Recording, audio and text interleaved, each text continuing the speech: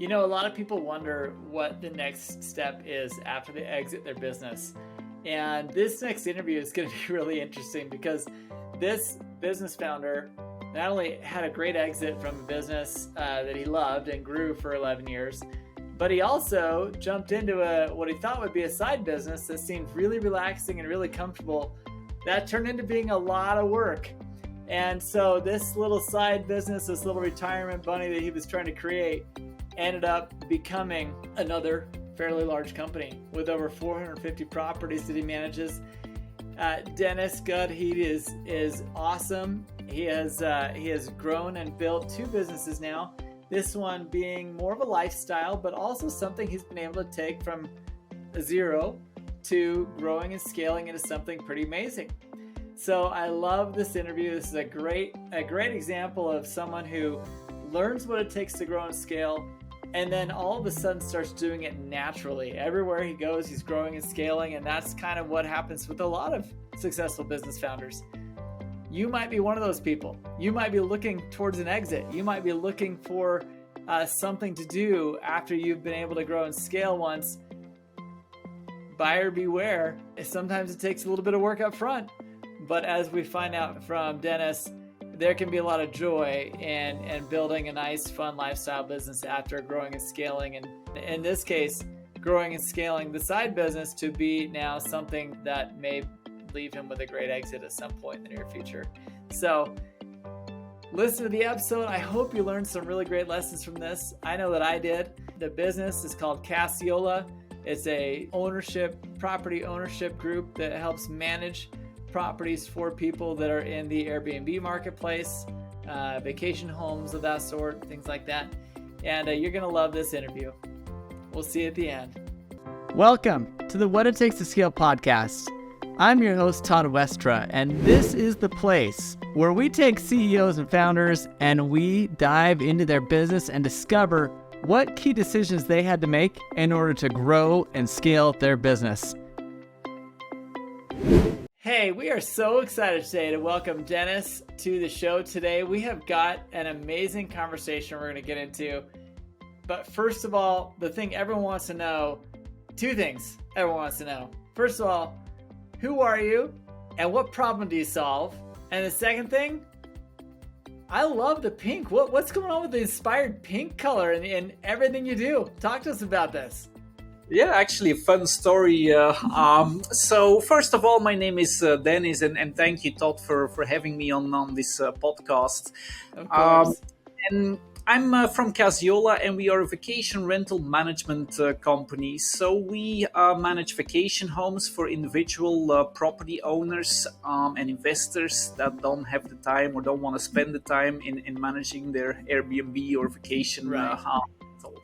So, and when I started in 2014 into this business, I did a small market study, and I looked online and I picked all the companies and logos of these companies that I could find in the same industry here in Orlando, put them all together on one big sheet, and they all had like red or blue or yellow or green in their logo, and I picked the exact opposite of what everybody else had. I wanted to stand out, and that was everybody calls it pink, but it's actually magenta. And I think that magenta now is the strongest part of our brand. Everybody recognizes it. Our shirts or magenta or vans or signs, so you can see us from a mile away. And yeah, sometimes we have people coming up to me and say, "Oh, I met you like 2 years ago at a conference." They don't remember my name anymore. They don't remember the company's name. Color. Remember the color. So that's how strong it is. Were you sponsored by T-Mobile at all or anything like that? No, unfortunately not. We're sponsoring T-Mobile more than they. So there you go. I love it. It. Now I was telling you previously, 10 years. Oh, you're coming up on 9 years doing this business. Most people have a hard time making it past 6 months, let alone a year, 2, 3, 4, almost 9 years. This is a really, really awesome feat you've been able to accomplish. What so far along this journey has been the best part of the journey for you? I think the best part of the journey for me is the journey, and I love running businesses, and what we actually do doesn't really matter. I don't care if we manage vacation homes. Of course, it's an amazing industry. Everybody's happy. Right. Everybody's on vacation. It's great. But I don't really care if we sell vacuum cleaners or vacation homes. It's just building a business, building a team, making it better every single day. That's what I really enjoy doing, Right. and because it's growing, it's different every year. If you look at what I'm doing right now and you compare it with 9 years back when we started, in the beginning it was just my wife. We did everything. It's like Yeah. a completely different job. It's like every year I get to do a different job, and that's what I love about it. I love that. That's actually really fascinating. So a lot of people, talk about it as if they're taking on hats and taking off hats and changing hats and kind of wearing these different roles. Is there a role that you enjoy the most in these 9 years? I'm a marketing guy, so I have a marketing background. And before starting in the vacation rental industry, I had an e-commerce business in Europe. So we did something similar than what Vistaprint does here in the US. So we would you could design your business cards and flyers online. We would print it on the big offset presses and then ship it to your home or office. So I've been doing e-commerce and marketing my whole life. And it's that know-how that I also started applying in this business. And I think that really makes us different and unique. And now as we grow, of course, we have bigger budgets, bigger teams. And I really enjoy doing how can we market our business towards potential homeowners, but also to guests stay in our homes. Right. So it is interesting. I met someone recently who is jumping into your world here in Utah, and the conversation was interesting because I guess most of us that rent from Airbnb, like I do, you don't really think about that. A lot of the homes on Airbnb are being managed by a management team as opposed to individual homeowners. Now, obviously, there's a lot of homeowners that have one or two homes that they can manage themselves, but how did you really feel like this was a good market to jump into and just say, hey, look, like, are you not only looking for renters, but how hard is it to find people that have the homes to let you manage their properties? You're kind of doing two jobs here. Yeah, absolutely. So I got into this business not knowing anything about it. So I sold my printing company, needed to do something else, couldn't be in the same industry because of a non-compete. And I thought, like, I want to slow down, but I still want to keep myself kind of busy. So property management sounds really easy. And I envisioned myself sitting at the pool all day with a cocktail and my laptop, just waiting until someone needs something. But boy, was I wrong. It's so bad that after 6 months, I told my wife, I said, look, this is not something that is sustainable. I don't want to work 24/7 like for the rest of my life. We have two options. We either grow the business or we sell it off and do something else. But I saw so much opportunity, and keep in mind, this was before Airbnb was a thing. No one was using Airbnb yet in 2014. I saw so much opportunity. It was a very fractured industry, a lot of small players, not a lot of big ones, especially here in Orlando. And I thought, hey, it looks similar than what I experienced in the printing world, with a lot of local small printers. And then by the end, when I sold, you saw that you had those big companies that were nationwide selling stuff through the internet. So very similar than that. So I decided, hey, let's just go for it. Let's grow it. Let's scale it so that we can hire people and that I don't need to answer the phone 24/7 and get it on the line at 2 a.m. at night to unclog a toilet. So that's where we are right now. So right now we manage 450 homes in 3 locations. So we are in Orlando, Miami, and Aruba. and we're planning on opening more destinations in the next year. So Love it. knowing what I know That's right now, it's really hard, and it sounds fun, like managing an Airbnb. And if you have one and you have a few guests, that's fine. But what we do here basically is we manage a huge hotel that you can right. compare 2,000 hotel room resorts. And to make it extra difficult, it's not all rooms located in one building, but it's spread out over the whole area of Orlando. The furthest home is 40 minutes from our head office, and it Right. involves maintenance, housekeeping. We do revenue management. We do marketing. We Wow. have a whole team with guest relations 24/7. We have an owner relations teams, like you said, business development, because the key of our growth is Yeah. attracting more homeowners and More investors. homeowners. Yeah, Yeah. right.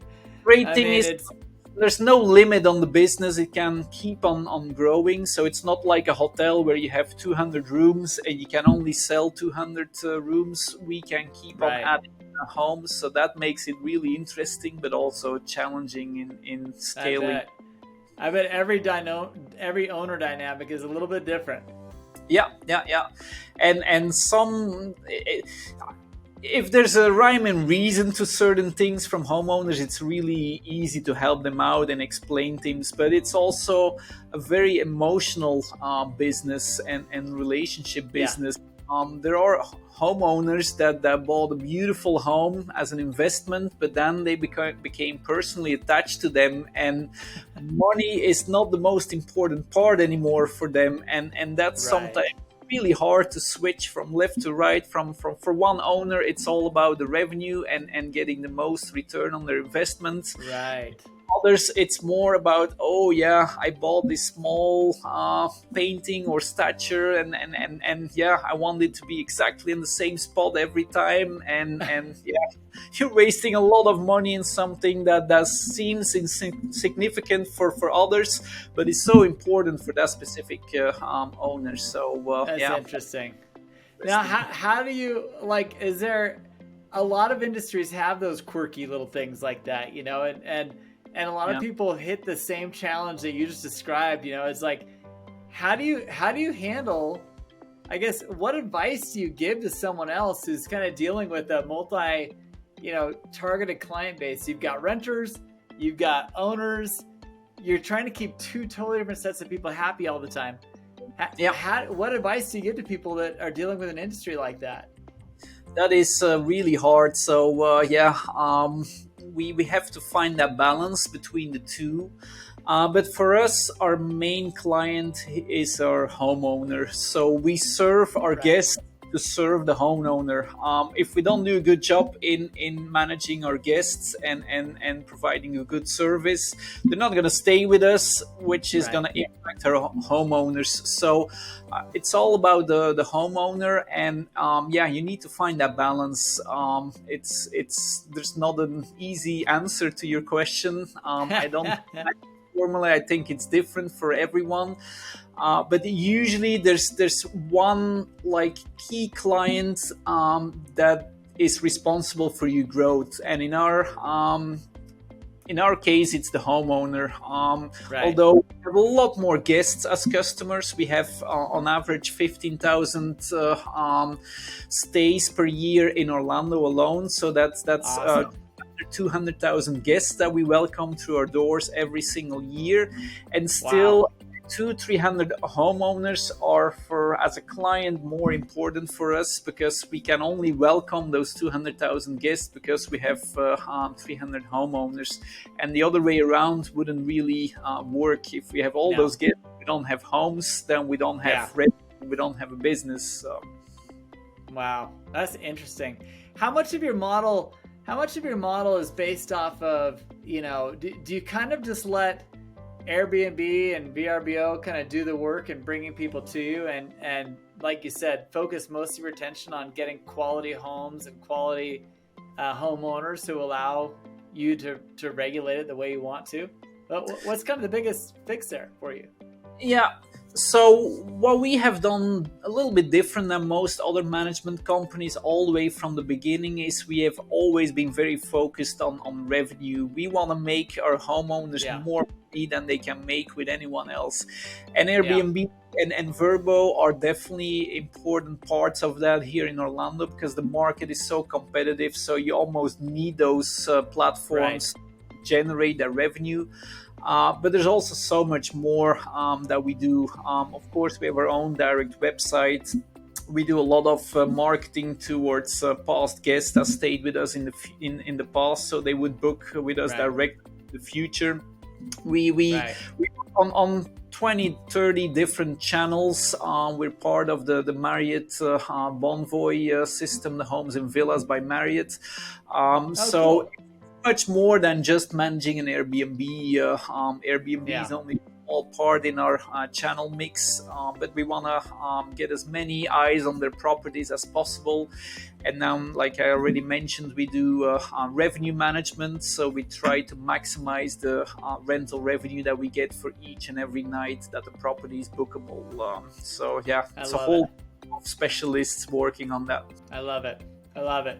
Well, in your experience so far, do you have a good exit at the end of your business? What does the end look like for you in building, growing, and scaling the business you've been in for 10 years? Yeah. So for me, I already did an exit in the past, and it was fun, and you get some money, but then what are you gonna do next?